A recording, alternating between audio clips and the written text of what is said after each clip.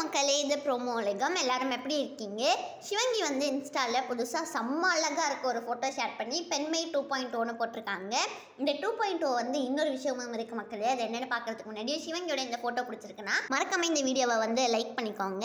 சிவங்கி வந்து பெண்மை 2.0 இந்த ஃபோட்டோ வந்து ஷேர் பண்ணியிருக்காங்களா, அவங்களோட இன்ஸ்டா ஸ்டோரியில் வித்யாசாகர் 2.0 ஒரு கான்செப்டும் வந்து வர February 10 அன்னைக்கு நடக்க போகுது. இதை பற்றி தான் சிவங்கியும் ஷேர் பண்ணியிருக்காங்க. மானசி அழகுங்க அப்படின்னு சொல்லி அந்த போஸ்ட்டில் வந்து கமெண்ட்டும் பண்ணியிருக்காங்க. வித்யாசாகரோட கான்செப்ட்லேயே சிவங்கி வந்து இதோட 2வது தடவை ஹர்ஷவர்தன் கூட ஒன்றா சேர்ந்து ஒரு கான்செப்ட் பண்ண போகிறாங்க. ஹர்ஷவர்தன் கூட இப்போ வந்து கான்செப்ட்டுக்கெலாம் ப்ராக்டிஸ் பண்ணிட்டு இருக்கதா சொல்லி இன்ஸ்டாவில் நிறைய ஷேர் பண்ணிக்கிட்டு இருக்காங்க.